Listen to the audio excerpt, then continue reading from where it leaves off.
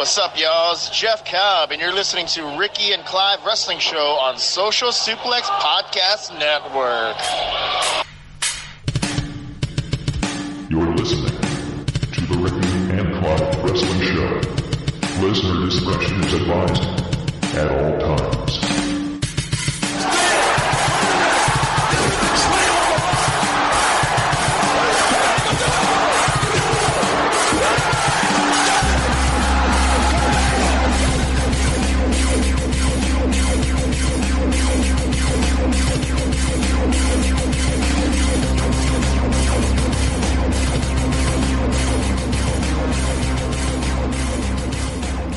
Hello and thank you once again for downloading and listening to another episode of the Ricky and Clive Wrestling Show, part of the Social Suplex Podcast Network, support for which is brought to you by Manscaped, who is the best in men's below-the-belt grooming.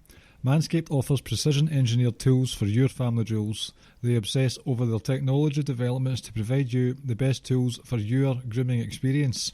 My name is Clive, and I am joined by my co-host as ever, Ricky. Good evening to you, sir. Good evening, how are you? I'm okay, sir, thank you very much. And joining us tonight, all the way from the... What's the nickname for the state? Sooner. The Sooner State, sir. All the way from the Sooner State, it's the final wash himself, Caleb Baldwin, returning to the airways after not that long of a hiatus. Good evening, or good afternoon, sir. Thank you. I have a critique with the voters on the NXT poll. I think I got one vote, and I'm a little pissed off still. So, you viewers who decided to send in your cards and you didn't vote for me, you can stick it, brother.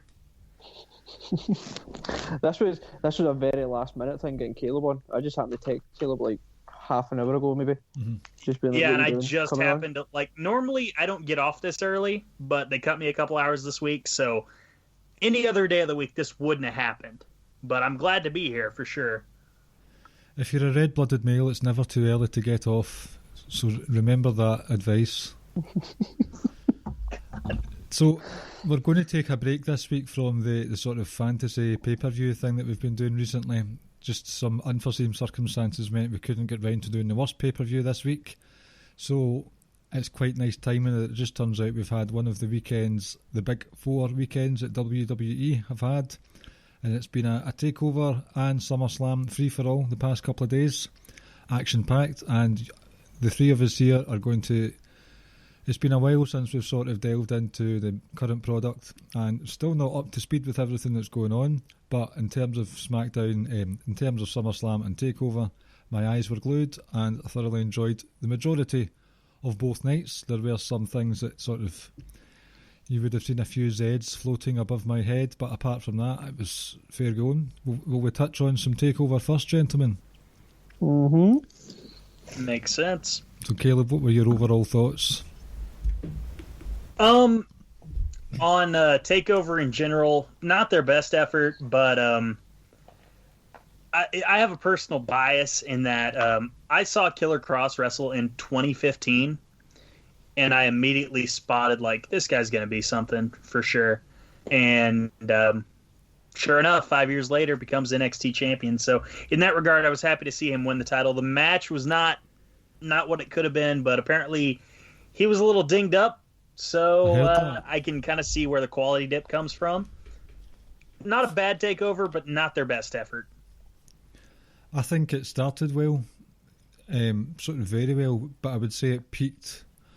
The Dakota Kai and Io Shirai match, I kind of just phased out, zoned out of that one. I was like, right, okay, was this one finished? Right, fair enough. And the Keith Lee and Keith Lee and Karrion Kross. It was alright. I was actually quite stunned with Karrion Kross winning the title, obviously with future events with Mr. Lee on Raw a couple of nights later. That was a kind of the plan. So surprised, and I'm wondering what's going to happen going forward with Kross separating his shoulder, I believe. Is that what it is? Yeah, I think I don't know if it was shoulder, but Triple H certainly did talk about the injury.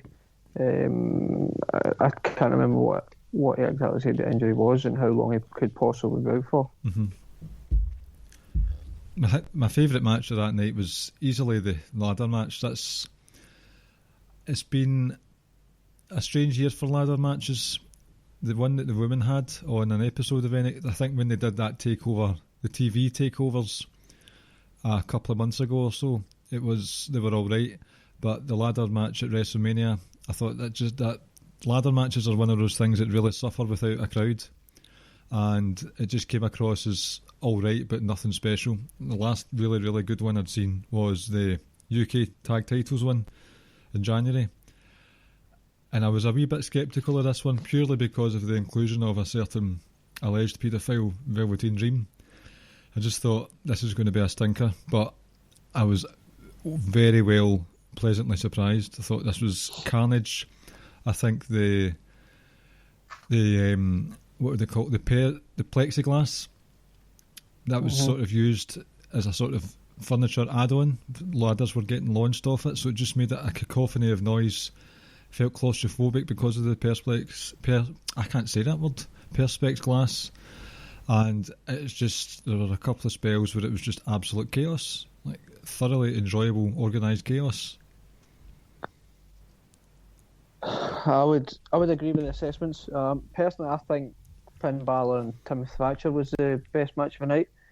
I suppose we'll touch on it later, but the Adam Cole and Yes. oh my goodness, Patrick McAfee. Oh jeez, what's your name again? Punter. Pat McAfee. Pat Pat McAfee. McAfee, yes, Pat McAfee. That was stunning, to see. I don't think anyone expected that. And I suppose we'll touch on it when we get there. But yeah, Finn Balor and Timothy Thatcher was my favourite match of the night. I thought Thatcher would win it and was somewhat surprised that Finn did win. I thought the finish would come after Finn missed coup de grace and he hurt his knee, and I thought, and you could kind of see, I don't know if you heard him, he was like, no, or whatever he shouted, and you were like, oh, okay, this makes sense, now you hurt yourself and we can go into a submission and we can end it. So I was quite surprised that Thatcher won, but that was definitely my favourite match of the night. Caleb?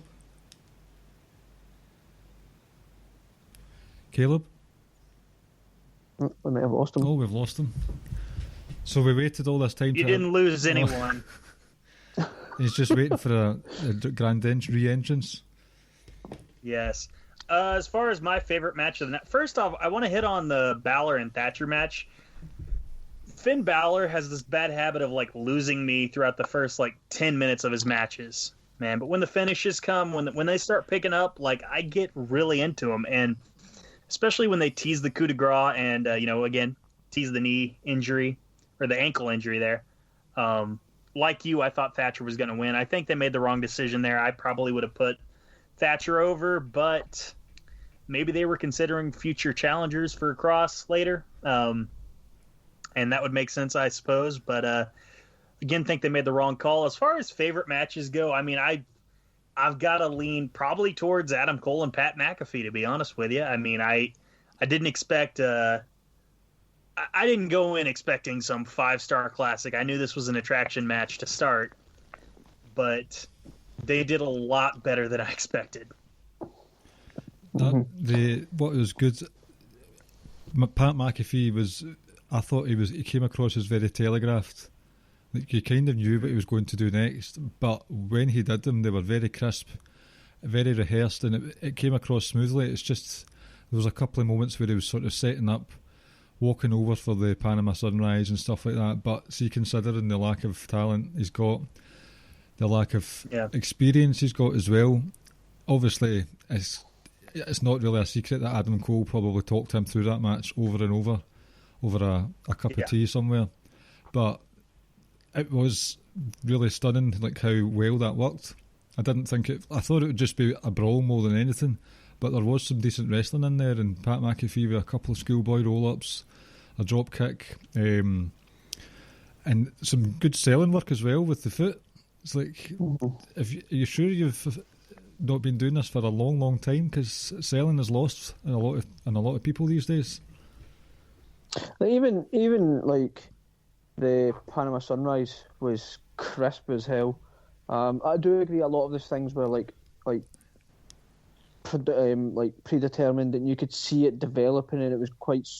You could see him kind of like, right now I need to go do this. So like thinking about what he was going to be doing next. But I want to say it was Kyle.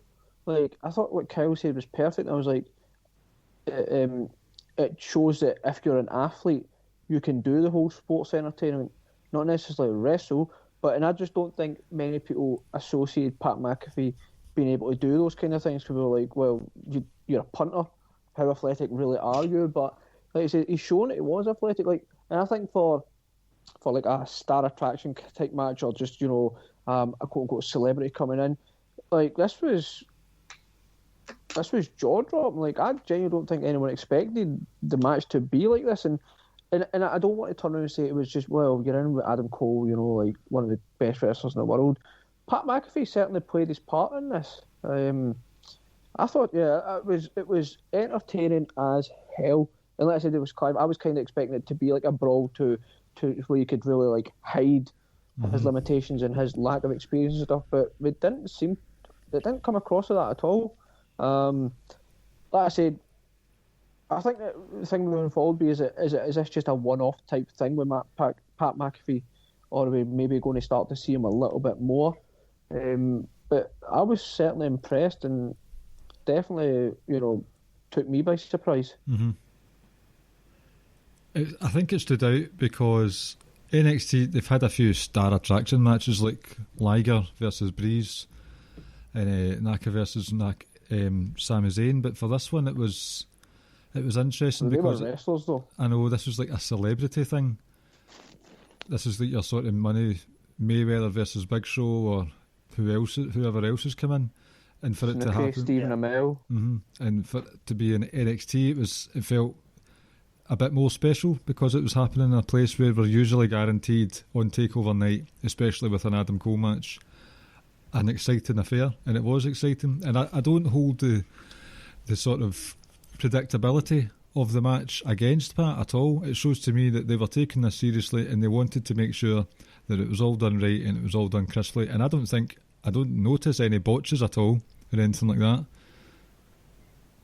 I don't think so. There was a couple of times where he looked a bit uncomfortable in his skin. He was standing there and Cole was rolling about the floor and McAfee was just, I don't know, maybe it's just the way he carries himself and he's a bit of a weirdo in general with the way he stands. I think it's a bit of a weirdo. But at the same time, I still quite like that because, at the end of the day, it's the first time we've stepped in the wrestling ring to have a match. And there should be that element of like, what am I doing here? Kind of thing. Why am I here?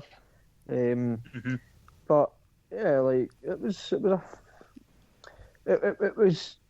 like I said, very, very surprising, and I'm glad because I kind of had a bad feeling that surely we're not going to let Pat McAfee get the win here. But like I said, I'm just quite interested to see what they do with him moving forward. I'm not advocating that we get him on, full time and he becomes a full time wrestler and whatnot. But it was, made a very, very good first impression. Maybe we could have him and Dominic Mysterio as future tag team. Eddie's son. That's right.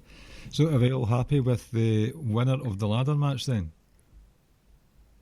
I think that was... I would have honestly probably preferred Cameron Grimes myself. Right. Ricky? I would have gone what they've done, Damien Priest, or I would have maybe gone with the big man, Bronson Reed. I definitely didn't expect Gargano to win it. Dream, like, that would have been interesting if they went with Dream. But like I say, for obvious, I would say obvious reasons, but I can understand why they've not. Yeah, I think I did say Priest and like our predictor Caleb, but I would have put it down to those two.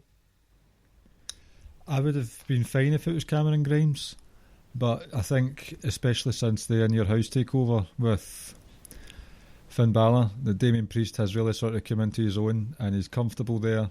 He knows where he's standing, because there was a time where he was just sort of there and he didn't know where he was in the hierarchy, but this sort of, obviously it cements it with a mid-card title, but it's like this was one of those ones. I'm happy with the outcome, and I think it's a good move going forward. I can see Cameron Grimes being in the picture, maybe first, maybe second. I don't know.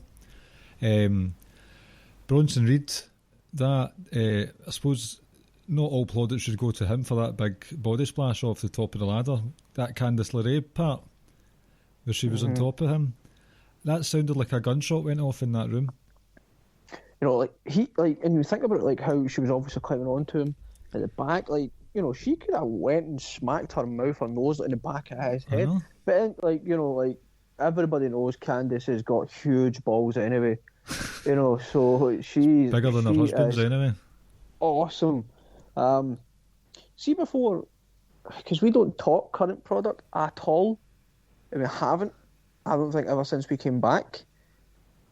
It was one or two. How do we feel about Dream being back? Oh, not happy. You know, my take on it, right, is whether he done it or it's not or whatever. I know we've saw everything, right? For me, I think, like, address it. Mm-hmm. You know, like, put some sort of statement out. Don't be like, well, if we can just ignore it, they might... You know, because this isn't just one person's word against someone else's. Like, you're actually seeing what he supposedly... what he has says to people. And I don't know, and Caleb can tell us, obviously, but I assume the age... I think the age of consent varies from state to state. So I think one of the people... In most states, it's 16. Right. So even... I think one of the people were 16, but even that just comes across as very creepy and disturbing. Not technically not illegal, not technically isn't illegal, but just, you know, what kind of person are you? That's someone like half your age. At the end of the day, still like a baby. I would like to have seen some sort of statement from him before he came back. And like you say, not entirely happy he is back, and the fact that he was put into the North American title match as well. And I think the reaction of a lot of the wrestlers kind of tell you how they all feel about it. Yeah, trying to just ignore the thing out of existence isn't going to happen. It's not going to happen. So this is not the best course of action, in my opinion. I don't think, again, and this isn't word against word, I don't think he should be employed by them at the time. I really don't think he should.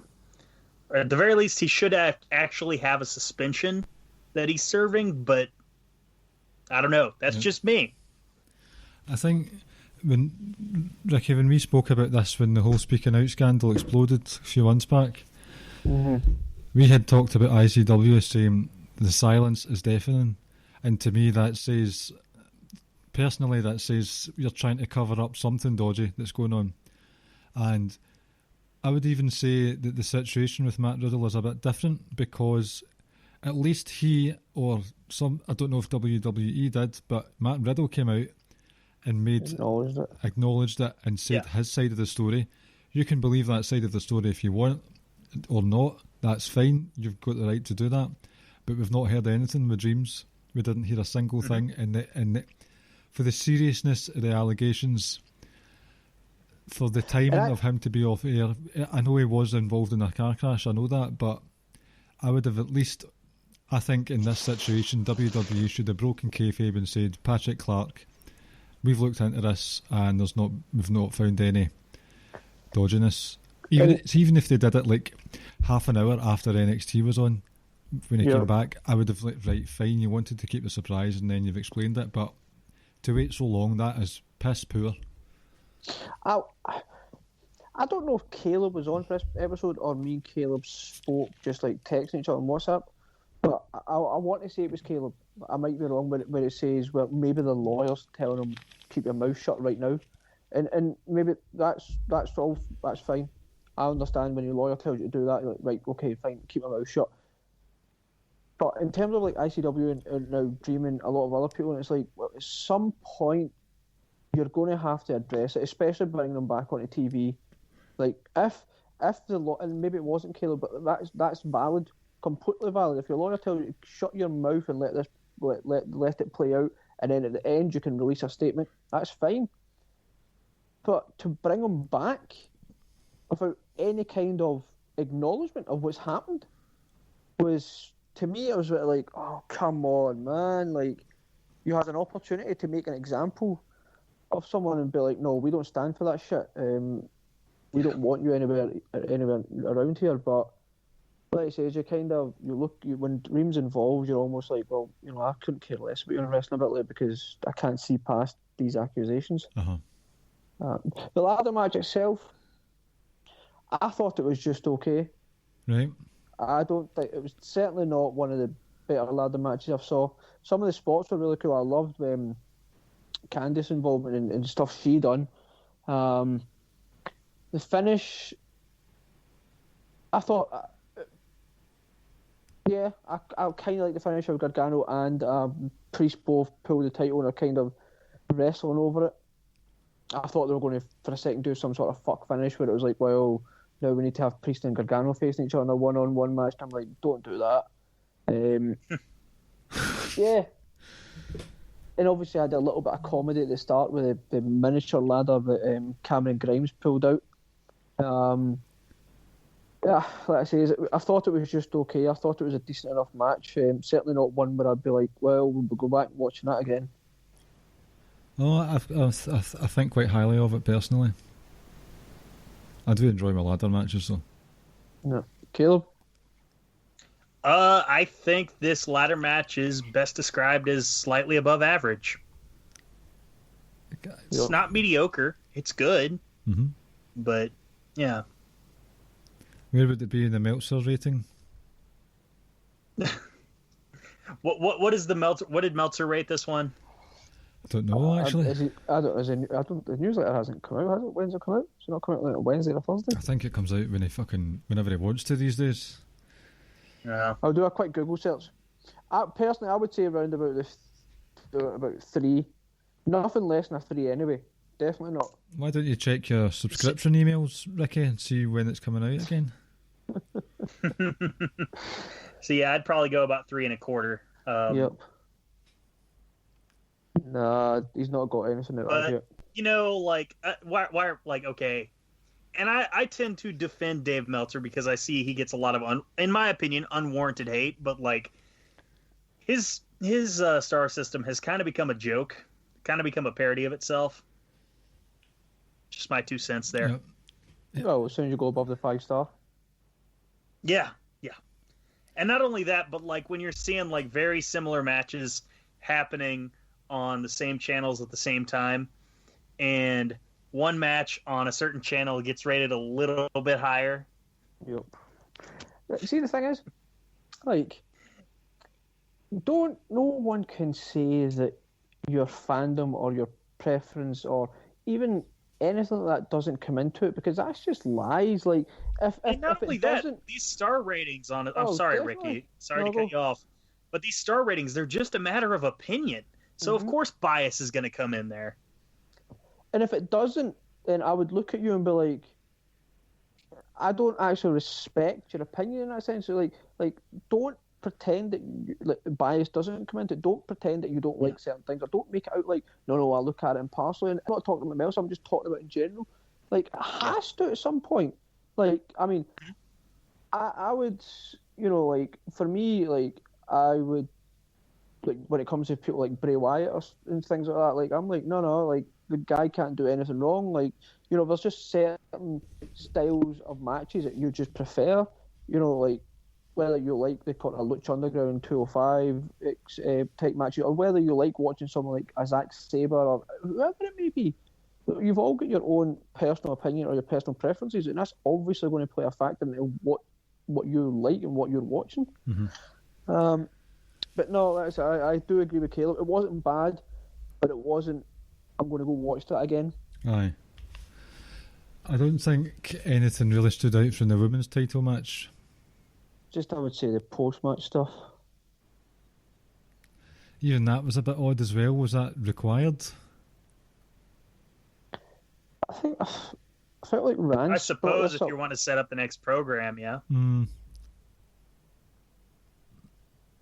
I just kind of didn't really care much for that one. I've never really, sorry Caleb, but I've never really got behind Dakota Kai. And it was... Hey, no, I get it. Like, clearly, like, even like Paul, sorry, I called him Paul, only thinks so much of Dakota Kai because, like, she is far from the strongest heel they've ever had. I know. So it's just, I kind of zoned out. Maybe it was on not by design, but it was just I wasn't really that interested in it. I think it kind of took away from the Karrion Kross Keith Lee. Very good hype package leading up to it, though. I have to say that was good.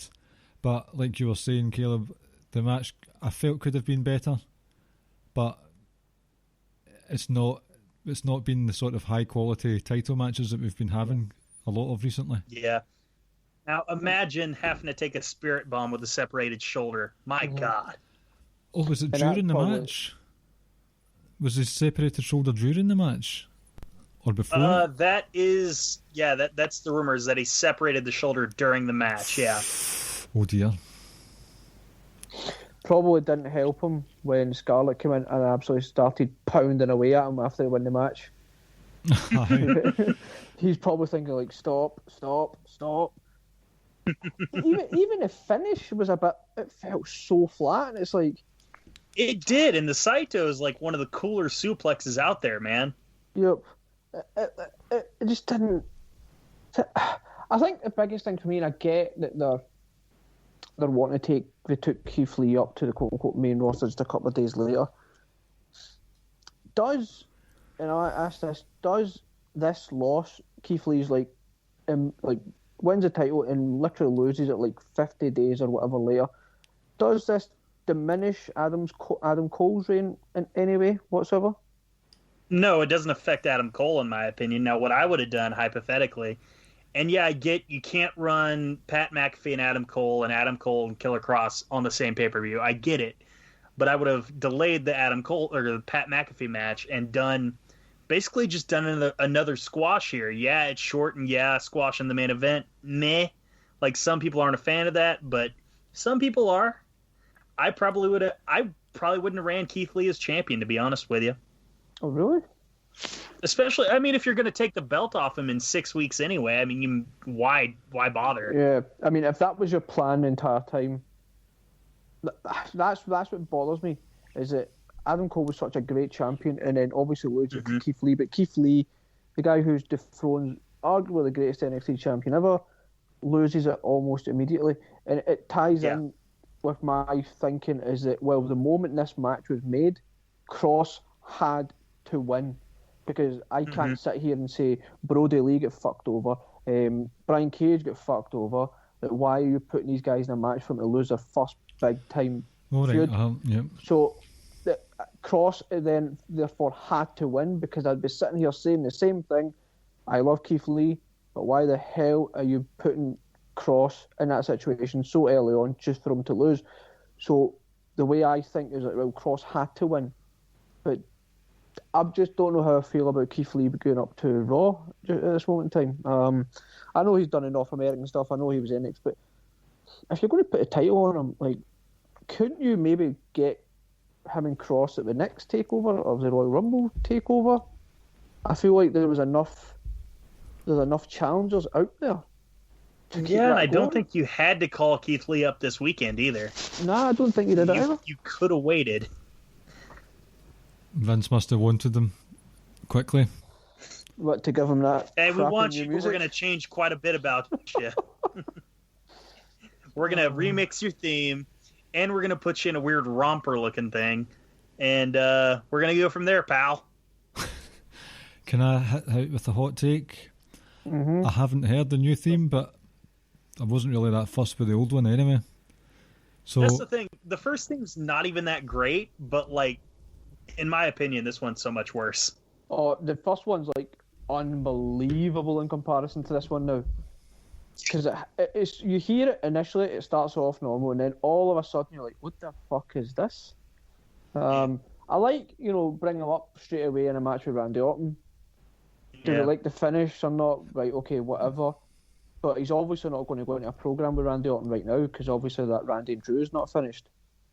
So don't know, even that felt a little weird in a way that, well, you know, if you're going to bring him up, give him a dominant win. Mm-hmm. And I get, obviously, we're going straight over Randy Orton, one of the greats. It was fine, but again, you maybe could have done it slightly different. But yeah, overall, it wasn't a bad takeover. It's just not what we have come to expect of takeover. Uh-huh. Yeah. I'm just trying to listen to Keith Lee's music just now, but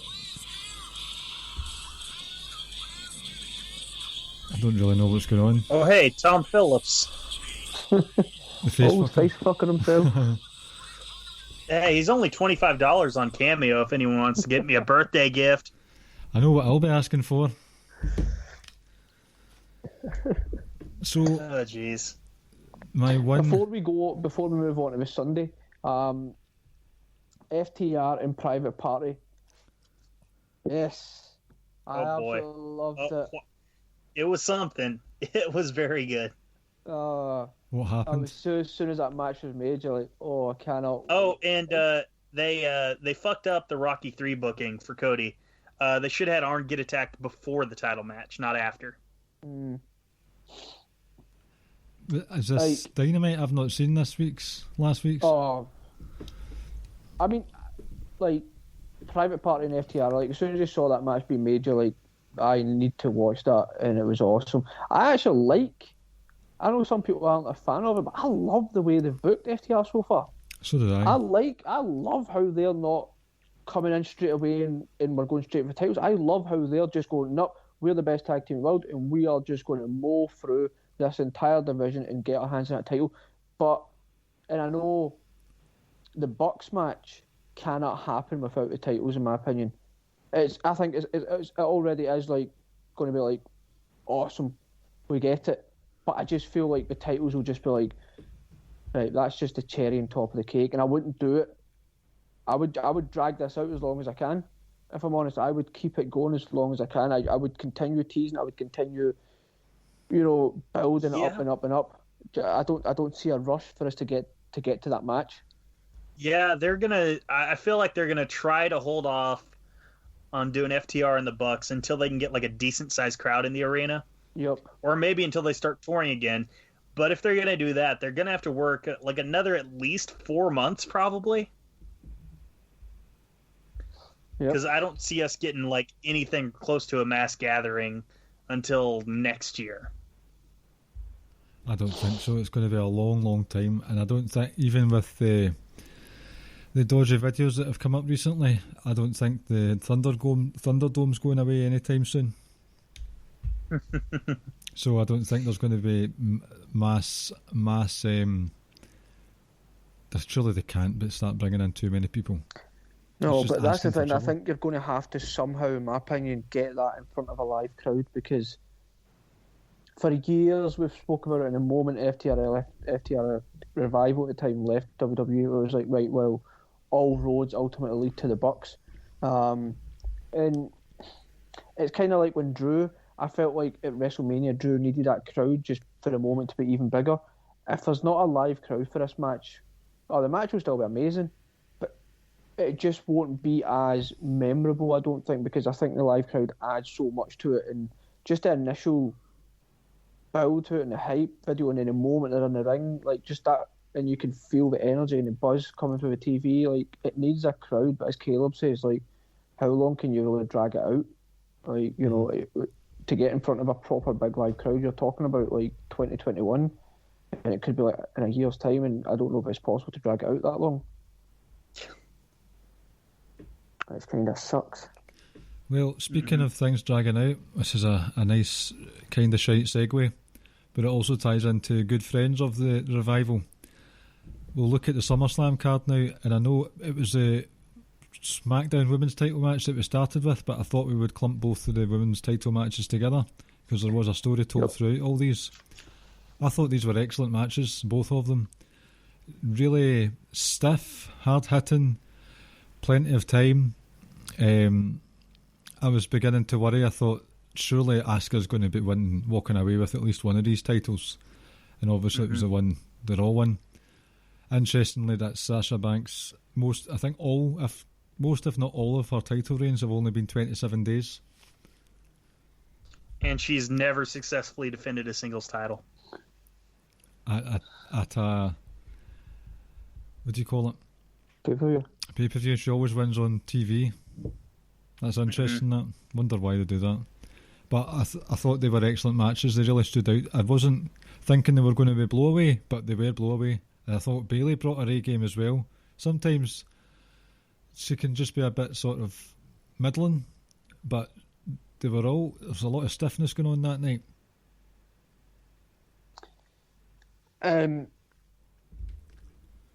How good is Sasha and Bayley going to be if they allow them to go full throttle now? Because this match obviously should have taken place, what was it, a couple of years ago, but they've actually got us all been like, right, somehow you've got us all back on board and somehow you've almost rectified the situation.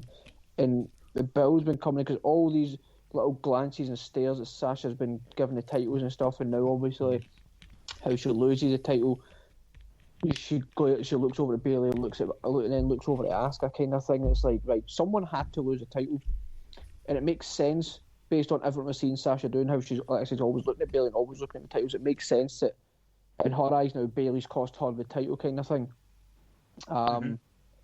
Couple of issues though, and if you know me, you know what I'm about to say about Sasha and Asuka. Who came out first? The champ? Sasha, I'm assuming. Yes. Frustrating. Shouldn't happen. And fun enough, when I watched the match and I came on Twitter later on, one of the very first tweets I saw was from Jeremy, and I was thinking the exact same thing. I'm going to like this tweet. Why the hell was Asuka coming out all dancing and smiling and stuff? And I don't care. You just get fucking screwed about an hour ago out of the SmackDown title. Like, you could be walking in here, champ versus champ, walking with both titles. Why are you happy? Why are you not pissed off? And not only that, but like, you've also got a bum leg in the process too. Like, you should be livid. So I don't think that's minor, in my opinion. I think those were things that could have tied in even more to the storyline, especially Asuka coming out pissed. But the standard matches were really, really good. But, you know, like, Bayley and Asuka, we saw them all having great matches, so it didn't come as too much of a surprise. And like, Asuka wrestled, was it like total of like nearly 30 minutes or whatever. Yeah, like, both matches were really, really good, and it continues the whole Sasha and Bayley, and ultimately where that might lead to. I hope we don't get it on just some shitty small time pay-per-view, but can you really take this out to the Royal Rumble, or dare I say WrestleMania? I don't know. I don't think so. And I don't think they'll have an Evolution. If they might be able to do a program and do at least 2 pay-per-views. I know, but I feel like I want the first match to be like to be on like a big pay-per-view though. But I said I don't know if it's possible to take it out. Yeah, they should maybe save it for a stadium. So like, maybe run it the next time they go to Saudi Arabia or something. I know this is kind of... But that's the thing, though. Like, they might actually do Evolution, though, because they're not going to go and do these Saudi shows. That's true. What I think might be quite interesting is either 2 scenarios where either Sasha wins the title back on TV, obviously, and then loses it on a pay-per-view. No, you've got Survivor Series where it's Team Raw versus Team SmackDown, and it's Sasha and Bayley are the captains, or Bayley loses her titles. Her titles. So they're friends, but they've been ordered. You guys, you've had the most decorative careers, years in your career, all that stuff. So you're going to be the captains of your respective brands. So they're forced to do this Raw versus SmackDown thing, and that could sort of help sneak things along. I hate to bust up your kayfabe, your fantasy booking, but technically, by designation, they're both on SmackDown. Right. Because of the tag titles? They do get to flip-flop because they have the titles. Yep. Right. But that Survivor Series thing was for both. if you do say Raw brand versus brand, well, you're the champion of this brand, so you need to compete on this brand. Would be quite interesting. Mm-hmm. Is there a draft coming up at all? Sorry? Is there a draft coming up at all? I hope Who not. knows? Who knows? They might just pull that out next week. I think they could do with a draft, to be honest, Caleb. It gets a bit stale seeing... Completely disagree, man. Really? Okay, I don't think they should do another like superstar shakeup, but like I would think more like you remember the 2005 draft where they spread it out. They do like 6 picks over 5 weeks. Uh-huh. So maybe flipping like six talent over, 12 talent switching brands. I think that's a good idea. But not this mass superstar shakeup like you were doing every year after Mania. Aye. I don't think we need to, because like we're going to get a couple of people. Well, we've got, obviously we'll touch on it later, but we've got Roman back. At some point, I would like to think we're going to get Sammy back. Mm-hmm. So there's some people. It's not been too long now that Sheamus came back. So yeah, like I said, I think we've got enough people. Kind of Keith Lee coming up to Raw. So we've got enough, I think, of people either debuting or coming back in. To keep things going just now. And you might see some of the rookies who've been tearing it up in the underground start transferring over to Arena. And then you've always got Retribution. Oh boy, Kona Reeves getting that call up. I love it. Oh, please. Just give me him. I'll buy him for something. That sounds quite dodgy, really. See, in comparison, the 2 women's matches were excellent. The loser leaves WWE match I thought was pretty poor. I don't know, and it's understandable if it's the case. These 2 women were obviously very preoccupied. They had a bad week or 2 weeks. Kidnapping attempts, home invasions, court appearances. I mean, fuck that. Have you saw the video? Like, I don't want to, jump to conclusions, but like by the video, like, I don't think that guy was trying to kidnap anyone. No. I think he was trying to commit murder. I think he more or less said that himself. I didn't know there was a video. Fuck that. There's a video of her and she's in talking in court, and he was like, well, he was saying this and that, and then the surveillance, you see it popping up, and she's looking through a door, and then all of a sudden you see the figure and the guy just appearing and her running away, and you can see him walking across the screen. It's like, fuck me. Yeah, and I actually saw people complaining how, well, look at that, they've flip-flopped and suddenly we don't do the hair versus hair, and it's like, Jesus, man, I used, like, and it turns out Sonya's lawyers comes out and goes, that's not going to be a good look. And even if they decided loser leaves, well, maybe this is like a legit reason where Sonya Deville's like, I'm done with wrestling, or I need a 6, 7, time 8 off or whatever. Like, write me off and we can figure out when I come back. And yeah, it makes sense. It's just, I don't think it was a good idea having the match. I know the timing was pretty terrible and this had been building for months, but their hearts were not in it at all. No, I think they probably... Would you have maybe done like right out, like an angle to write Sonya off, like Mandy assaulting her or something? Like, even if they did the whole soap opera thing where they're arguing and Mandy pushes her and Sonya ends up in the road and gets knocked over, I would have... like, it would have been farcical. Rikishi appears. Jimmy Uso accidentally runs one of them over. I did it for pops. Oh dear. Like you'd assume maybe they wanted to go ahead and do it, but like I said, the match took place purely to, like you said, to get Sonya off TV. Aye. But you go on Twitter and find that, but it's not. It was all over Twitter. Like it is. I don't know if I watched this. Disturbing. But it's not like you don't see anything really happening other than her peering through like a side door or whatever, and then running away, and then this guy just emerges and just you see him walking in. That's it. That's all you see. But yeah, like obviously she needs time off and needs to like go away and kind of get her head together and just switch off from all this BS. Well, no doubt I'll see it on the Thunderdome at some point anyway, so... Yeah. I had a complaint about after the match. I was, like, thinking, like, Mandy, who just tried to plead to get the match canceled 2 days ago, like, I would have liked Mandy to have been a little more conflicted after she had won, and not so celebratory. Yep. There was one thing that I found puzzling. It was they showed a highlight package of Retribution, but they didn't do anything. Surely Retribution would want to upstage one of the big 4 nights of the year. I know they had the whole Roman thing. Like, they wanted the big pop for Roman, which, that was excellent. I thoroughly enjoyed that, but... That got ruined for me. Did it? Yes, and I'll explain when we get there. Did I spoil it for you? No, the network spoiled it for me. Oh. Okay. But I'll explain when I get there. It's probably partly my own fault.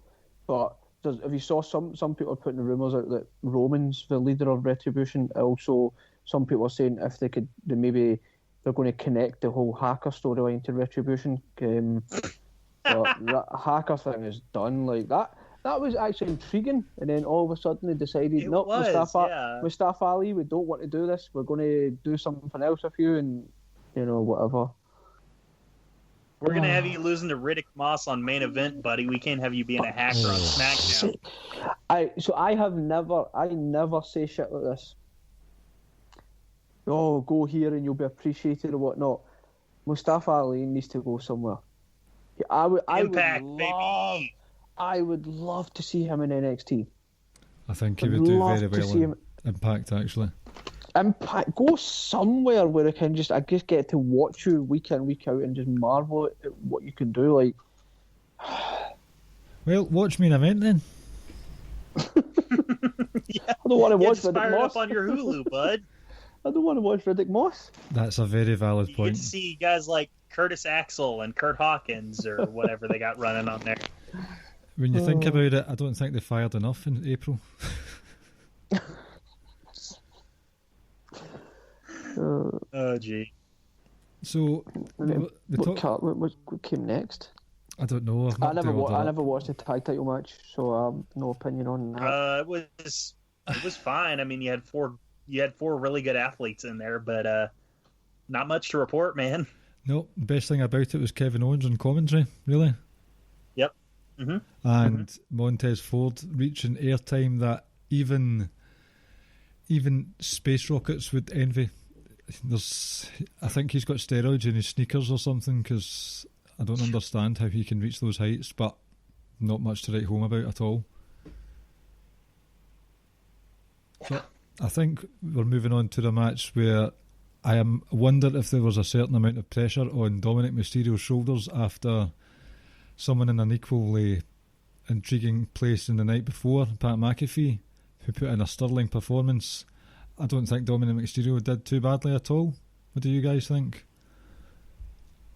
No, his situation obviously different because he's been training for this. That's true. Yeah, I thought it was still a fine match. I don't really have an issue with it. Yeah, I mean, my biggest issue with Dominic, it seems like some of his moves, they come across as very deliberate and not so spontaneous, you know? Mm-hmm. His promo work's dreadful. Well, I mean, he's a Mysterio, so I'm not shocked. See, I thought he was a Guerrero, so surely he's good at this promos. Yeah, that's how you know he's not a Guerrero. That's how you know that's a work. So we didn't need to have the ladder match. We just had to listen to him do a promo 15 years in the future. That's your paternity test. There was one that he did online, and you could see that he was reading words on a screen. Like, Dom. I know, but he's still young. He's not. He's about 45 now. Yeah, he's the NXT UK champion. Like, he's grown. That's a man. I think the match was all right for what it was. I do enjoy Seth's matches these days. I can't remember a bad one he's had, especially on pay-per-view. It's heaped in ham, some cheese drippings as well, and there's corn all over the place, but I'm hardly ever let down with a Seth Rollins match. I hold my hands up. I know he's public enemy number one a lot of the times, but he entertains me. As long as he doesn't sell that bloody knee, I'm fine. 4 years after the injury or whatever. I know. And he's still... I'm going to sell the knee, when the match is 75% over, and then when I win, the knee's going to be fine. Or I'll sell the knee, do a suicide dive, then sell the knee again, and then do a suicide dive. It's like, cool story, bro. Pick a man up over my shoulders, show no signs of it. I know. And then I'll sell the knee. Yes. Yeah. No, here's the thing. I think, as Clive says, Seth obviously gets a bad rap, but Seth still is just. I think his ring IQ and how he's able to pace a ring and the story he's able to tell. I still think Seth's great to watch. Oh yeah, he's damn good, and a lot of people don't want to admit it because he sticks his foot in his mouth all the time. I don't want to prove him right. Yeah, like, I mean, come on, 99% of people in the company are company men. And at the end of the day, like, you know, when if someone's going to say shit about you or the place you work, if you're not going to take pride in it, and know who it's going to, like, because if someone's going to insult you and you're not going to back yourself up and fire back, then, you know, what the fuck are you doing? No, I still thoroughly enjoy Seth, and I thought this was a pretty good match, to be honest with you. Yeah, like I says, it'll be interesting to see now, obviously, where they head from here. Obviously, they had the tag match on Raw. I know Kyle doesn't like Dominic, but I'm open to seeing a bit more of him. Yeah, and I did like the tease that Seth was going to hit Dominic's mom. Seth just does not care. It's so funny. Yeah, no. But the Dominic's attire was quite smart.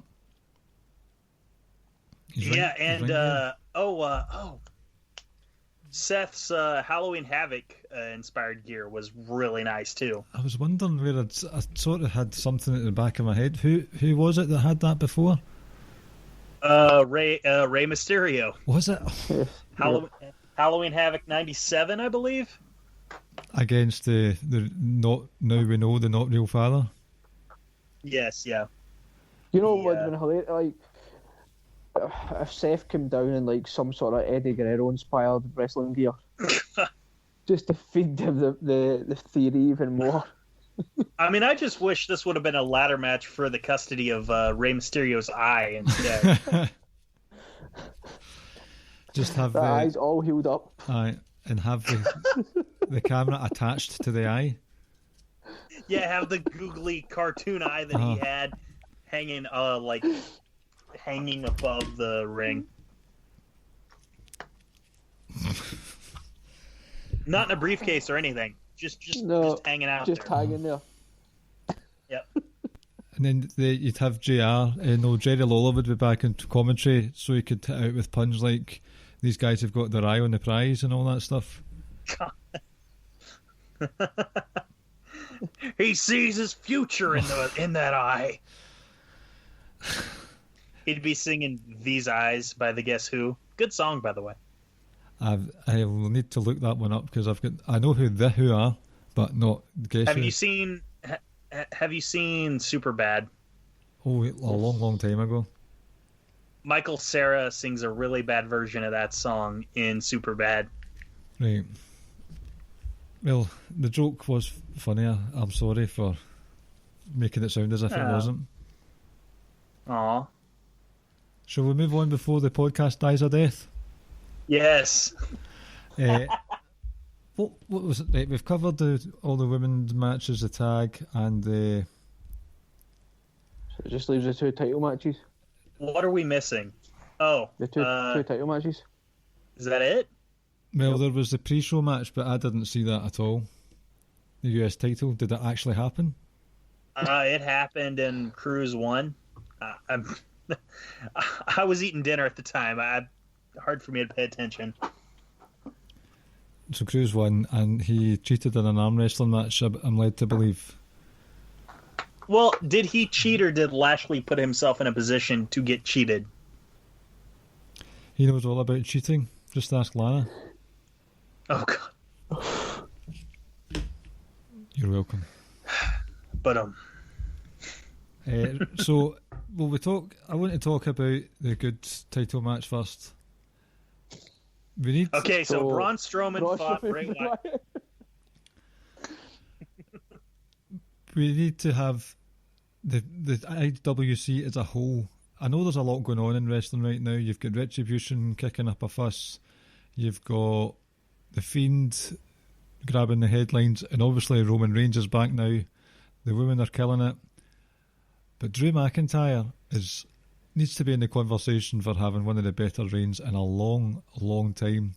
He has... Absolutely. I mean, okay, the Brock Lesnar match was what it was.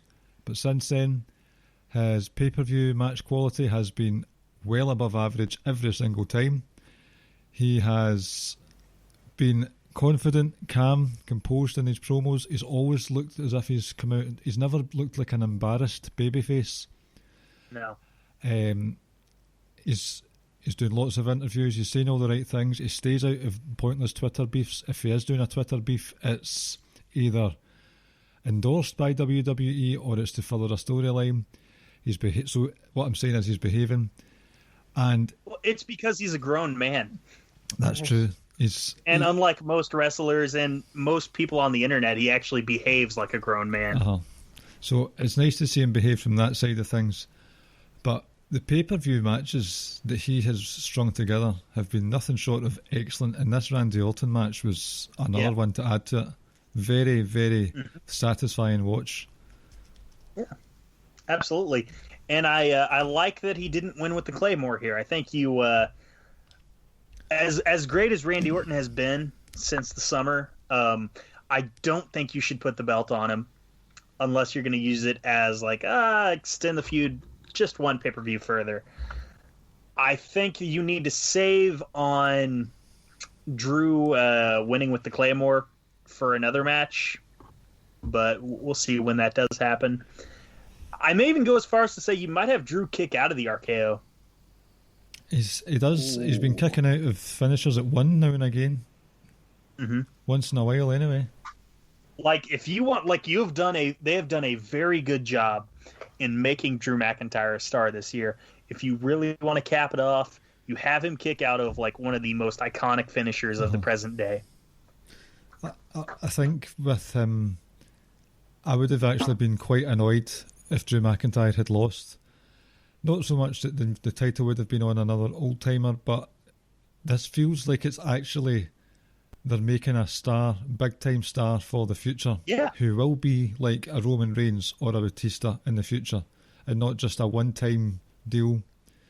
And then if this was to be for Randy Orton and Edge in WrestleMania, then that's Drew McIntyre having to wait his turn again, and then what, and then he's sort of drifting down the card. And that might still come, but for now, he won a match that I was shocked that he won in a good way. And I've got nothing but praise for McIntyre's booking so far. There's not been a foot wrong at all, personally.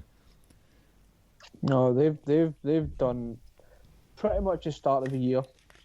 Caleb says 2020, like he's been spectacular from then. Like you saw the pop he got from the Royal Rumble when he came down to eliminating Brock to winning it. They've handled him perfectly. I think he's really elevated the title. I think he looks good with the title. All of his pay-per-view matches have been really, really good. Promos have been excellent. Comes across still as like an absolute killer, and he's not this smiling, stupid-looking babyface. Got some choice language now and again. Yep, it hasn't really changed. I think if you look, still carries himself as like I say, like a killer, and a guy can just take you apart, just like he did as a heel, but as a face, like just subtle little changes. But he's still the same kind of person. Certainly the way he wrestles and stuff like that, he's still aggressive, still like big strapping guy. But Randy Orton's also been fucking killing it this year. I think he's been terrific. Some of his promos have been brilliant. Some really, really good matches as well. I didn't think Randy was going to win here. I didn't think that was ever really in danger. I think, and I don't know if you saw it, but he'd done like a conference call. You know that, is it Alex McCarthy? Yep. I think Orton basically played out a scenario to him, and it involved Orton and Cena, and he was basically like, well, what we would have is basically me and Cena facing off at WrestleMania, and the winner of that match ultimately would break Ric Flair's record. And just the way he played it out, and I was like, do you know what? Orton Cena, we've seen it to death, and it's two kind of older guys. But I'm like, I'd actually be interested in that because just of the like iconic and historical meaning behind it. But like I said, I'm hoping to keep the title on Drew for a little while longer. And I hope, like you said, I hope it doesn't ultimately lead to like going back onto Brock or another older guy. Like, you know, I hope we don't see something like that. Or Lord forbid, Goldberg gets one of his two matches and one of them against Drew McIntyre and he beats him. Well, you've just spoken that hellhole into existence, so well done. Yes, you did the exact opposite of The Secret. You spoke an evil, and now it's going to happen. And if it happens, folks, I'll take the blame for it. Mm-hmm. But this feud's not done as yet. Nope. Dude, he got a kayfabe skull fracture. Like, that's how strong they're booking him. What happened in Raw? They may as well said he's in a coma. What was it that happened in Raw? I know that Keith Lee and Randy Orton are fighting. He took 3 punt kicks on Raw. Oh dear. Oh dear. Well, he took 2, and then he came back an hour later to fight Randy Orton during his match. And then, like, 20 minutes after that, he got another punt kick in the back. Yep. What, Drew did? Yep. Yeah. Right. Is that the one where I saw a picture of him? Where Orton whiffed completely. Aye, swiping fresh air. Right. That was. Well, that's how strong the punt is. The wind behind it can knock people out. I genuinely thought that was just some random backstage person that had punted for no reason. Just for no apparent reason. Aye. Which would have been better, probably. So yeah, Sanjay Dutt can take a bump. It's no big deal. So, and again, a lot of love for that match and a lot of love for Drew McIntyre's reign so far. I know this is random, but I loved Sanjay Dutt back in the day. The old TNA days. Player from the Himalaya. Not many things can rival like the hardcore title and Bret Hart and stuff like that, but TNA from like the 2003, 8, like that general 5-6 period, man, that's just, and I think I've said it so many times, but that was just such a great time. Even when you had the likes of Jeff Jarrett winning King of the Mountain matches and stuff like that, it was still excellent. Dude, I watched a King of the Mountain match the other day, and I like old school TNA, but my God, that is just abysmal. Abysmal. Like even halfway through explaining the rule, after they explain the rules, Don West is like, "I hope everyone got that because we can't explain it again later." Like, here's your sign. Oh my God. A good idea on paper, but maybe not in execution. Well, it's the only thing I would change about it that, like, I would say you make it like a straight up ladder match. You don't have them hang the title. You have them pull the title down. Mm-hmm. You can still include the penalty box and the pins to be eligible and all that if you wanted, but get rid of them hanging the title because it's a weird visual. It's like they're relinquishing it. It's a bizarre. Yeah. Yes, exactly. Because what they're going to do, they're going to hang it, and then a minute later, they're going to pull it back down. It looks stupid. I know. So, one thing that did annoy me about the WWE title match being on second last was it was another instance of Drew McIntyre not main eventing a show, which has been the case since after Mania. However, we know why. Roman Reigns coming back, which I popped big time for. Never thought I would say that, but popping quite hard for a Roman Reigns return. But beforehand, that was a shit show. It was something. It was quite the Falls Count Anywhere match that they didn't really go everywhere like most Falls Count Anywhere matches didn't go anywhere. No, like they went, I think they went to Gorilla, but that was it. They should have called it a Falls Count Somewhere match. Yeah. But I mean, like if they really wanted to get like silly, they should have gone they should have teleported to hell halfway through the match. Like if they wanted to get really just out there with it, it's the Fiend. He can do it, Yep. Like so many of these Falls Count Anywhere matches, the fall takes place inside the fucking ring. That's something. Like, I miss at least do the honor of pinning them like outside the ring if you wanted. No, it wasn't expecting anything from the match itself. You know what would have been even funnier? I'm sorry, Ricky. I keep cutting you off. I'm rude. But you know what would have been even funnier? Is if these two, they build this up as Monster versus Fiend. They do all that, and then these two just chain wrestle. Just do that for 15 minutes, never leave the ring, and just do it straight up. Headlocks. Yes, headlocks, chin locks, key locks, everything. You name the lock, they got it. I'll never forget the tweet of the year where after the match where it was just normal Bray Wyatt, Funhouse guy versus Braun, and he'd done a tornado DDT, and someone tweeted Bray Wyatt out here doing tornado DDTs in casual male XL, and I laughed my socks clean off. That's exactly what that was, with that jumper and the chinos. Hey, this fat Mr. Rogers just rotated. Well, it's like he's going to give us an update on the weather for tomorrow shortly after this. It was just... Oh. I appreciate the story that they're telling with it. It's just, like so often with Bray Wyatt, his stories just aren't for me. Because the Fiend character, right, is cool. Good for face masks. I think what we say is at the time, the problem when you get that kind of character is that he has to be booked a certain way, and he has to always look dominant. And that shit went out the window with that Seth Rollins match, and then went out the window when old ass Goldberg beat him and stuff. I wasn't expecting anything from the match. Like the cool thing was, as soon as fucking Braun had those the cutters in his hands, you're like, oh, okay, what's he going? He's just going to start like cutting his face or cutting his mask off, and then obviously that would have been cool. The ring. Yeah, like that would have been cool because try to cut it off or something. Because didn't they spend like most of the Bryan feud like explaining like that's kind of where he gets his power?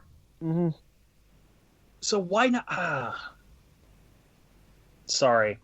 I did like how I always like with the ring being exposed, but for anyone that ever thinks that they're wrestling on like cushions and shit, like literally the thinnest bit of foam, and it was kind of cool to see. That second Sister Abigail was just bad, but obviously the big thing was Roman coming back and his new teeth, those new chompers.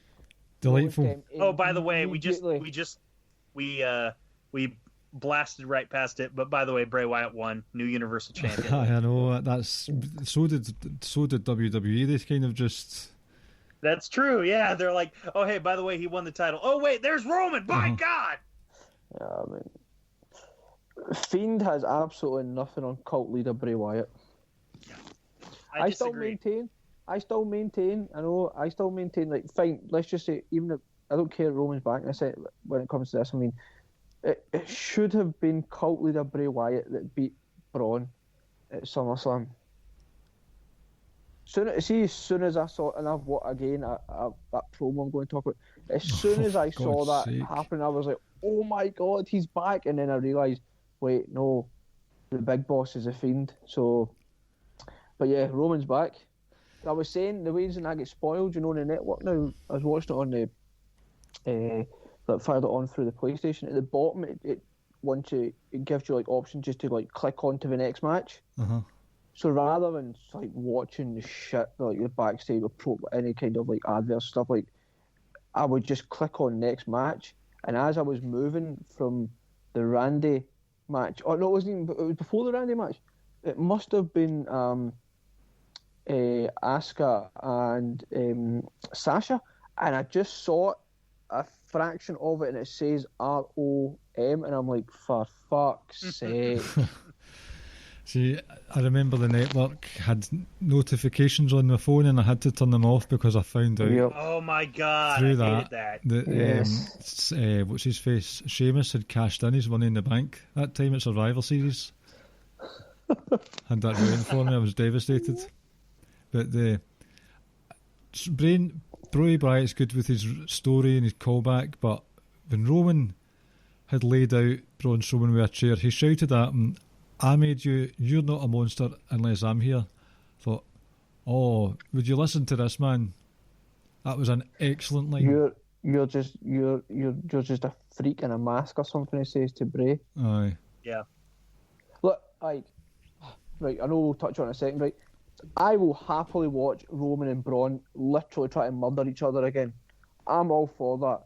They, like we say, is that couple of months, they legit I know. attempting, like, legit try to murder one another. I'm all for that. I just want to address where people are saying that, like, oh, Roman's back and is immediately in a title picture. Two things.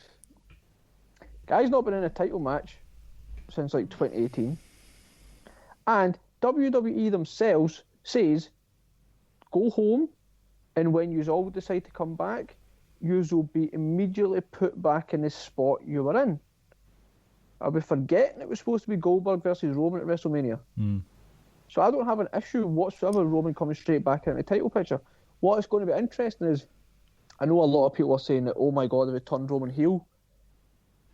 It might have seemed like that, but it was normal Roman talking shit, saying stuff, but it was turned up a little bit more. I think I would still say don't hold your breath on it being a hard heel turn. Yeah. I agree. I agree. I think it's just a nuance. And I hate to say that, but no, I think just a bit more attitude, bit of a tweener. He's obviously got beef with both guys. I don't see that as a hard heel turn at all. However, Bray has changed everyone that's come in contact with. So from that side of things, will it be Roman that's the one to vanquish? Probably, because Roman must look strong. But he's going to become Liaki again. From that side of things, I'm quite interested. But like, out of all of WWE, I would say the Universal title picture is something I've just not cared about at all. Since Mania. It's like, oh, this is pretty shit, really. Dude, they ran a 2-on-1 handicap match on a page for that title. Oh, like, so they what did. are you guys doing? I think the highlight of the Universal title reign for Strowman is taking a DDT off a guy in casual male XL. By the way, I was saying it in our group chat, oh, Roman's winning that title on Sunday. And I'm like, what the hell are you talking about? I didn't fucking realise until earlier today that Payback is on Sunday. Yep. Yeah, it's in 6 days, dude. Why the hell are you running back-to-back pay-per-views? And not only that, like, if you're going to run these back-to-back, why don't you instead just do, my idea anyway, was you run King of the Ring, and you do an 8-man tournament, and you do it in one night. If you want to do 2 pay-per-views back-to-back, come on. It's there, and they're using up some of their pay-per-view matches because debates are coming soon. I don't know, is that an issue? Because the debates fucked up No Mercy 2016. They did, yeah. Like, that was just arse backwards, and it was all the worse for it. Yeah. So maybe there's... This is where, obviously, our lack of American politics knowledge comes into it. I would just say, like, stop being cowards and don't punt to debates. Come on. Just do your thing. Yep, exactly. I agree. Like, don't worry about anything else. Just take care of yourself. But I don't know, because it's Trump's going for his second term, is it over there, is it as big as it was when he was Trump and Hillary were going head to head because we were going to coronate a new president? It is because Joe Biden is, like, one way or another, Joe Biden is a naturally just entertaining guy. Right. Is that said with in jest? No, he is. Like, he is a funny guy, but part of it might be because, like, okay, and I do lean a little conservative, but, like, it's one of those, you're wondering, does Joe Biden know where he's at? Just like, always high. Sometimes that, not even necessarily high, but just kind of old, you know? No, I think what I was getting at, I don't want to get too political on here, but what I was only meaning was, like, is I get it's Trump and he's polarizing. I get all right. I'm just meaning, like, because he's going for his second term, is it still seen as big as a moment as it was 4 years ago? Right, okay. It is because people have convinced themselves that he is going to lose this election. I'm not actually going to be voting for him. I'm voting third party this fall. So some would say I'm wasting my vote.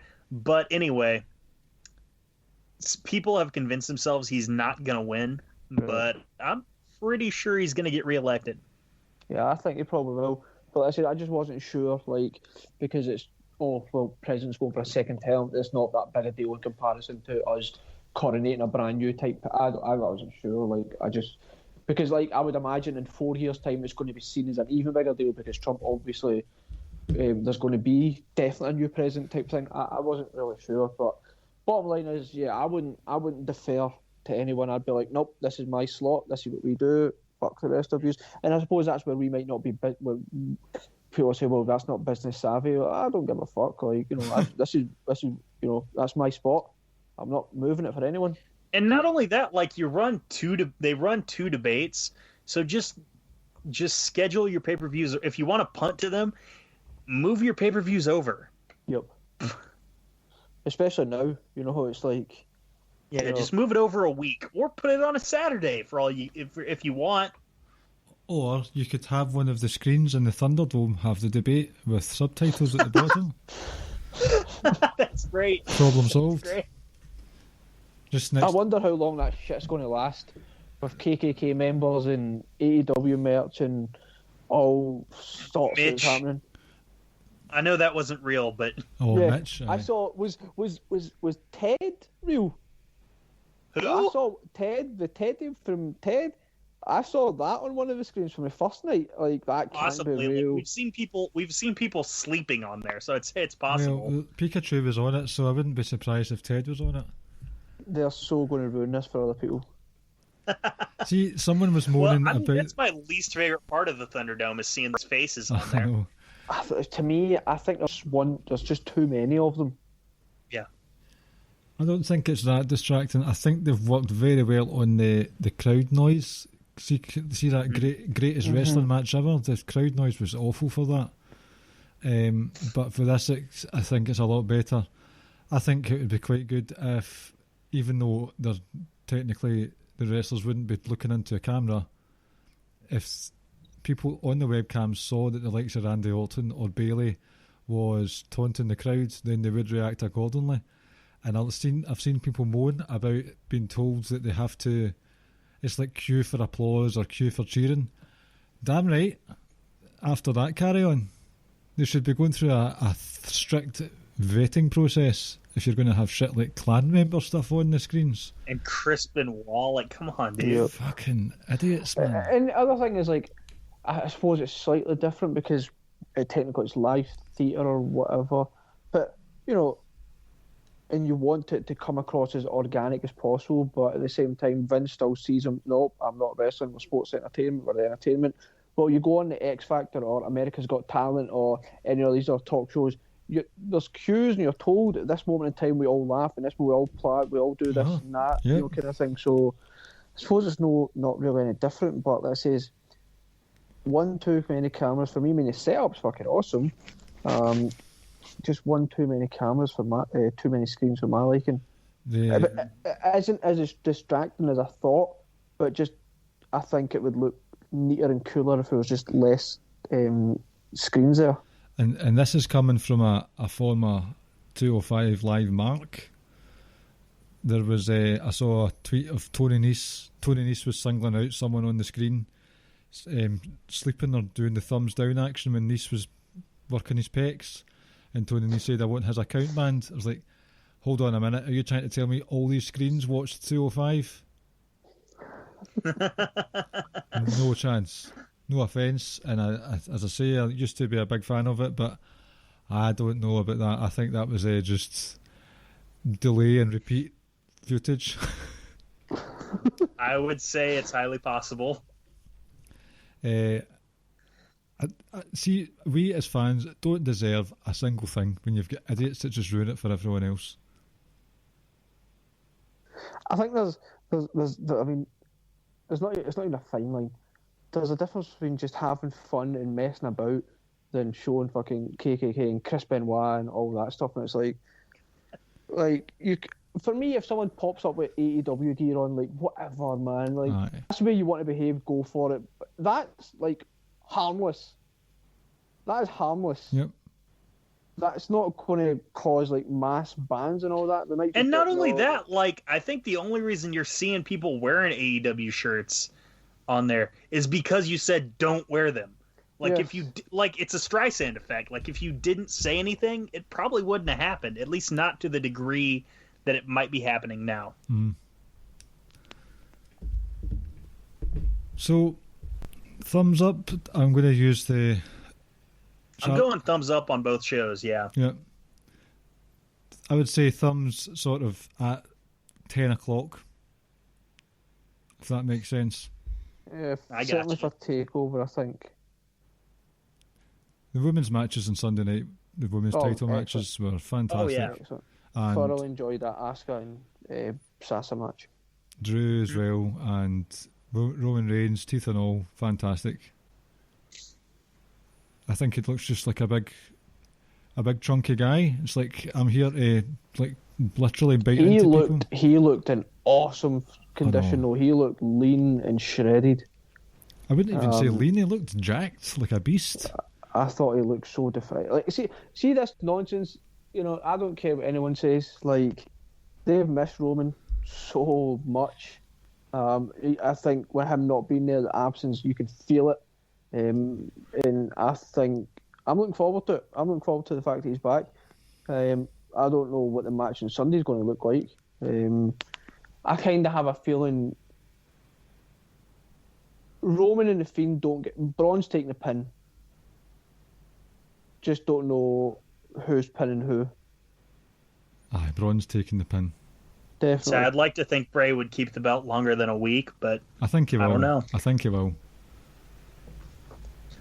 We'll see. And not only that, there's another like 3 weeks after this one, Oh, for God's sake. or 3 weeks after Payback. I mean, It's 2017 all over again. yeah, it's something. Pay-per-view every second week. They're doing the old TNA model. Just weekly pay-per-views. Yeah. Right. I've kind of got a quiz for you this week. Kind of. God.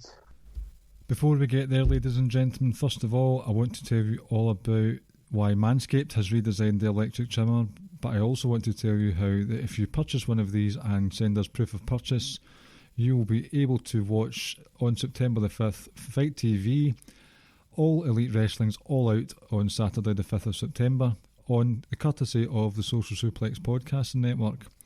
So the Manscaped engineering team have spent 18 months perfecting the greatest ball hair trimmer ever created and just released a new and improved Lawnmower 3.0, but for the wrestling marks around, it's the Mower of Lawns 3.0. Their third generation trimmer features cutting edge ceramic blade to reduce manscaping accidents. Millions of balls are about to be nick free thanks to Manscaped's advanced skin safe technology. Manscaping accidents are finally a thing of the past. When I tell you this is premium, I mean premium. The battery will last up to 90 minutes, so you can have a longer shave. The water-resistant technology allows you to groom in the shower. One of the coolest features is the LED light, which illuminates grooming areas for a closer and more precise trimming experience. They have also upgraded to a 7,000 revs per minute motor with quiet stroke technology. And let's not forget about that charging stand. Show your mower off loud and proud because this intelligently designed stand is convenient charging dock powered by a USB. If you're listening to me speak right now, I want you to experience it firsthand for yourself and trim that junk of yours. And you can do that with 20% off and free shipping if you use the code SUPLEX at the checkout area at manscaped.com. Your balls will thank you and you will thank us. If you screenshot your purchase, remember there are only 2 left now. At the time of recording, 2 slots left. If you buy one of the things, these Lawnmower 3.0s at Manscaped, if you take a screenshot of your purchase receipt, send that to socialsuplex@gmail.com. That's socialsuplex@gmail.com, and you will be able to watch All Out for free on Fight TV on Saturday, September the 5th. Excellent.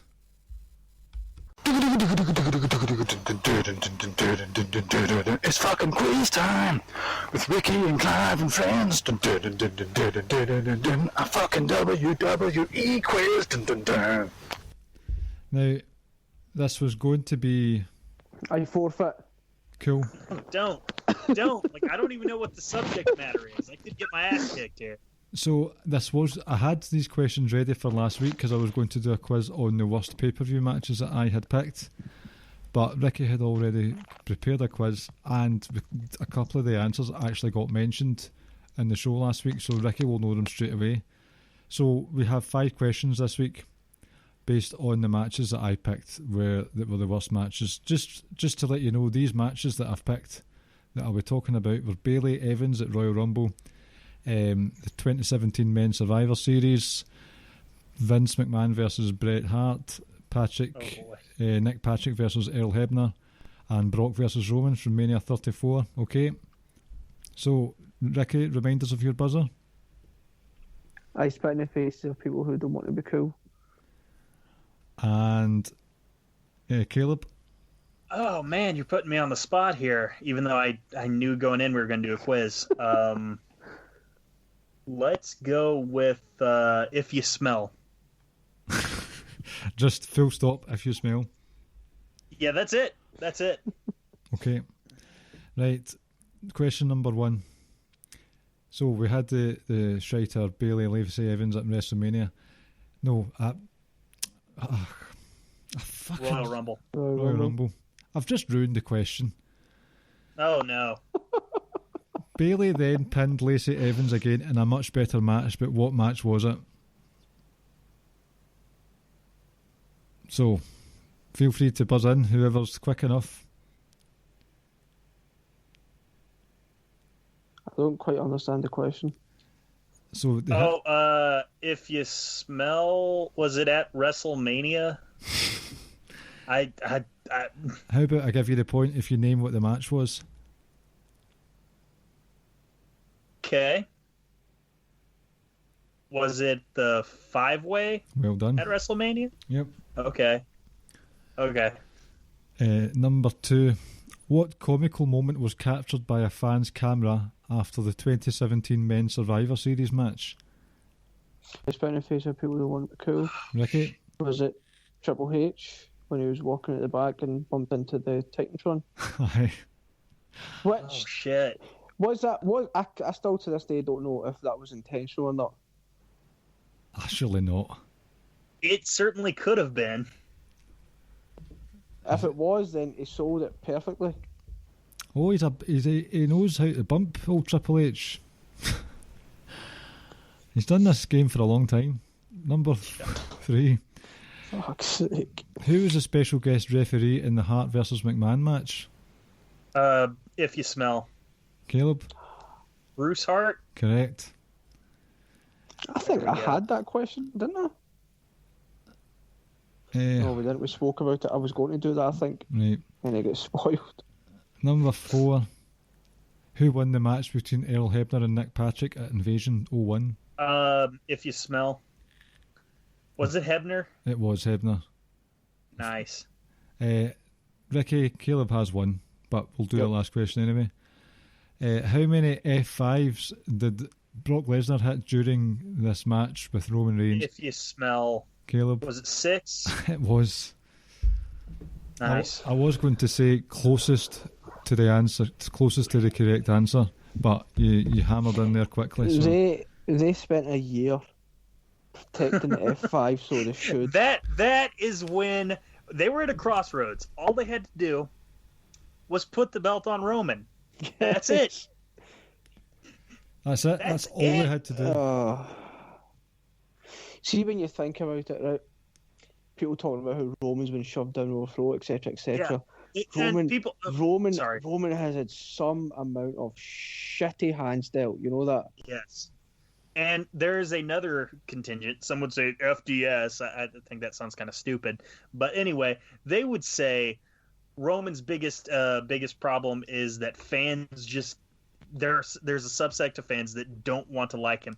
I think Roman Reigns' biggest enemy at certain times has been WWE creative. Yep, Vince. They get to a point where they want to pull the trigger, and then they're just like, "Oh no, but like I don't know that we should," and they get really indecisive. Yes. And like even like you go to when he beat Brock at SummerSlam, like they protected the shit out of Brock. He took a spear and I think a chair shot. No, he was distracted because of Braun. Took a spear, like 2 spears or whatever. And that's like Roman didn't even like beat him clean. And then that Hell in a Cell match. Oh God. That made Chad Matthews quit podcasting. Well, he's returned more times than Terry Funk has, to be fair. So yeah, I was gonna say he quoted. I think he quoted Ric Flair in his little return post, and I'm like, you should have quoted Terry Funk instead. So Caleb, thanks very much for coming on in short notice. Yeah. Just saying thank you for your short notice arrival tonight, Caleb. Thank you for talking with us. Thank you for letting me on, and I guess I'll announce it on here. I've got something in the works on the Social Suplex Podcast Network. I'm coming back home. Oh, breaking news, folks. Breaking news. Yes. Me and one Maserati is what he goes by. I call him Greg. We are hosting a podcast called Grave Consequences, where we will be doing a Lucha Underground retrospective. We are starting with the pilot episode all the way from October 2014, main evented by Prince Puma and Johnny Mundo. Quite the match. Prince Puma, by the way, of course, Ricochet. That sounds excellent. I will be tuning in for that one. You're an enthusiast, right? You popped in what, season 4? Yep. I've not seen all of it, but I have seen 1 and 4, basically. And brother, go through, if you can get access to Tubi, Tubi, Tubi TV.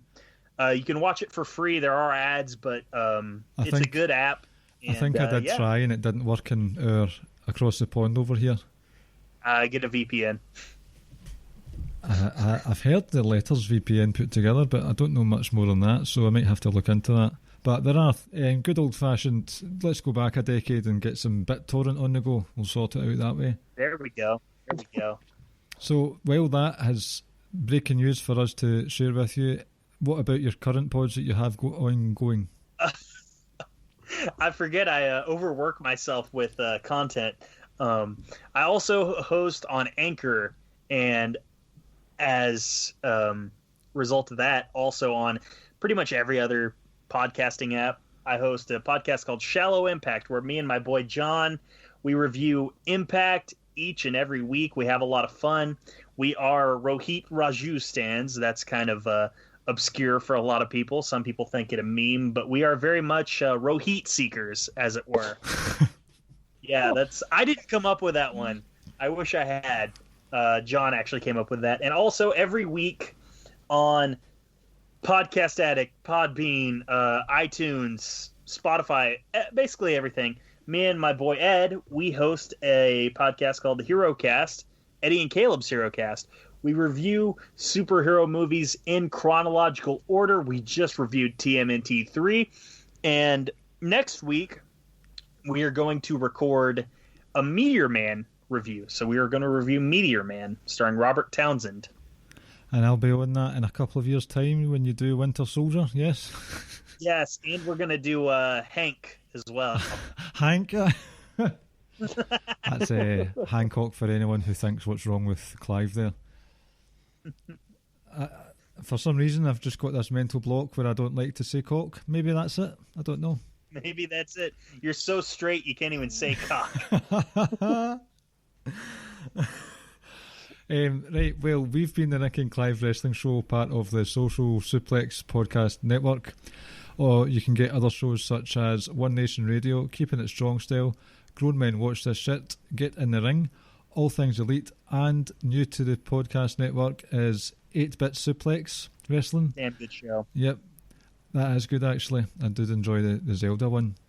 You can listen to the podcasts on any podcast catcher of your choice. Make sure to give us a 5-star review if you can. Or if you want, you can go to socialsuplex.com. Get them sent directly to your email along with the columns by pressing subscribe. You can also go to the Wrestling Squared Circle Facebook group, where you can maybe next time give Caleb more votes for his NXT Takeover pay-per-view. We're at Ricky and Clive on Twitter. With the sort of give us money things, there's a link on the show notes to press donate if you want to donate live directly to the show or to the network in general. ProWrestlingTees.net is where you can get the t-shirts for some of the social suplex t-shirts. I've been doing quite well with this one so far, and I've kind of mucked it up, but it's okay. And of course, do not forget your manscaped.com suplex at the checkout area code. You'll get 20% off, and if you do it before Saturday, the something of September, we've only got 2 left, ladies and gentlemen. 2 spots left. If you get your purchase in and send us proof of that before the next all-out pay-per-view for AEW, you can get it free, courtesy of Social Suplex on Fight Network. So that's it. I said that about 4 or 5 times repeatedly.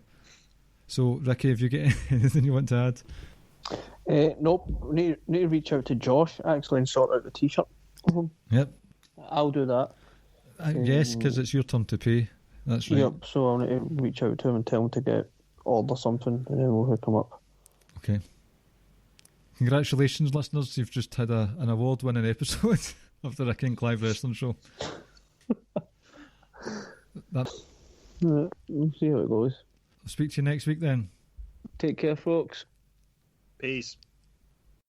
Thank you for listening to the Ricky and Clive Wrestling Podcast. We'll see you next time.